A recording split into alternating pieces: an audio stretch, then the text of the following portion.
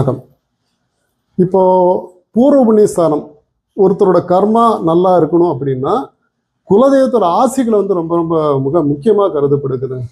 குலதெய்வத்தோட ஆசைகள் இருந்தால் மட்டும்தான் வாழ்க்கையில் அடுத்த கட்டத்துக்கு அவன் போக முடியும். ஏன்னா குலதெய்வத்தோட ஆசைகள் இல்லை என்றால் நமக்கு வந்து பாதிப்புகள் அதிகமாக இருக்கும். இப்போ குலம் என்பது என்ன அப்படின்னா, இப்போ ஒரு அரச மரத்தை எடுத்துப்போம். இது ஒரு மரம், இது ஒரு மரம் வச்சுக்கலாம். இது ஒரு மரமாக இருக்கு. இதில் வந்து கிளைகள் வந்து பல கிளைகள் அங்கே இருக்குது. இந்த கிளைகளை பார்த்தீங்கன்னா ஒன்று தாத்தா, ரெண்டாவது பூட்டன், பாட்டன், மூணாவது தலைமுறை, நாலாவது தலைமுறை, அஞ்சாவது தலைமுறை, ஆறாவது தலைமுறை, ஏழாவது தலைமுறை, எட்டாவது தலைமுறை, 10வது தலைமுறை, 11வது தலைமுறை, 12, 13 தலைமுறை சேர்ந்தது தான் ஒரு வம்சம்னு சொல்லுவோம். 13 தலைக்கட்டுகள் சேர்ந்து ஒரு வம்சம். இந்த ஒரு வம்சம்ங்கிறது என்ன பண்ணுன்னா, ஒரு குலதெய்வத்தை வந்து வணங்கிட்டு வருவாங்க. ஒரு குலதெய்வத்தை வழிபாடு பண்ணி அந்த தெய்வத்தை வந்து நம்ம வணங்கிட்டு இருக்கோம். இதுதான் குலதெய்வத்தோட இது. இப்போ இந்த தெய்வத்தை வந்து நம்ம வணங்கிட்டு இருக்கோம், குலதெய்வ வழிபாடுன்னு வச்சுங்களேன். இந்த தெய்வத்தை வணங்கும் போது நம்ம வந்து எந்த ஒரு இன்னல்களும் செய்யாமல், யாருக்கு ஒரு கெடுபலனும் செய்யாமல் இருந்தால் என்னன்னா, இந்த வம்சம் ஃபுல்லாக பார்த்தீங்கன்னா நல்ல பலனை மட்டும் நம்ம கொடுத்துக்கிட்டே இருக்கும். அதில் வந்து பார்த்தீங்கன்னா மண்ணாசை, பெண்ணாசை, பொன்னாசை எதுவும் இல்லாமல் இருக்கணும்.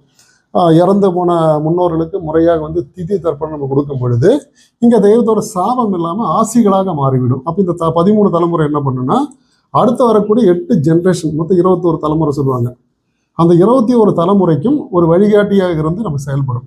இப்போ இதில் வந்து யாரோ ஒருத்தர் செய்யக்கூடிய 3வது தலைமுறை, 2வது தலைமுறை யாராச்சும் ஒருத்தர் செய்யக்கூடிய தவறு என்னன்னா, இப்போ நம்ம 13 மரக்கட்டைகள் அடுக்கி வைக்கிறோம் வச்சுங்க. 13 கட்டைகள் அடுக்கி வைக்கிறோம்.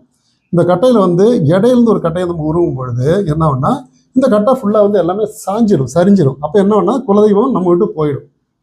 குலதெய்வம் நம்மளை விட்டு போகும். அப்போ என்னன்னா, குலதெய்வத்தை மறந்துடுவாங்க. அப்போ குலதெய்வத்தோட ஆசைகள் நமக்கு இல்லாமல் போயிடும். ஏன்னா குலம் காக்கும் தெய்வமே குலதெய்வம் சொல்லுவோம். 21 தலைக்கட்டு தலைமுறைங்கிறது பார்த்தீங்கன்னா, இப்போ 13 தலைக்கட்டு ஒரு ஆள் மொத்தம் வந்து 1336 வருஷம் தான் இது 21 தலைக்கட்டோட ஒரு வம்சாவளி சொல்லுவோம். இந்த 13 தலைக்கட்டு தான் பார்த்தீங்கன்னா 784 வருஷத்தை குறிக்கும். இது 781 வருஷம், இது வந்து 1334 வருஷம். இத்தனை வருஷம் வந்து ஒரு குலதெய்வத்தை வணங்கிட்டு இருக்கோம். எத்தனையோ பேர் இருக்காங்க. அது என்னன்னா, தெய்வத்தோட ஆசைகள் அங்கே இந்த வம்ச சேர்ந்தவங்களாம் பார்த்து நல்ல சந்தோஷம் வாழ்வாங்க. இந்த குலதெய்வத்தோட ஆசைகள் இல்லாத காரணம் பார்த்தீங்கன்னா, நம்ம செய்யக்கூடிய தவறுகளோட ஒரு விளைவு தான் தெய்வம் நம்மளை விட்டு போகிறது. ஏன்னா ஒரு ஆத்மா இறந்துட்டா அவங்க போய் இருக்கிற இடம் தான் குலதெய்வம் கோயில். அதுக்கு தான் இறந்தவங்களுக்கும் குலதெய்வத்துக்கும் நிறைய தொடர்பு இருக்குன்னு சொல்கிறாங்க. இது நிறைய பேர் புரிஞ்சிக்க மாட்டேங்கிறாங்க. நான் ஏன் இறந்தவங்களுக்கு திதி கொடுக்கணும், தர்ப்பணம் கொடுக்கும், காகத்துக்கு ஏன் சாதம் வைக்கணும், அமாவாசையாக்கும் படையல் போடணும்னு சொல்லி நிறைய பேர்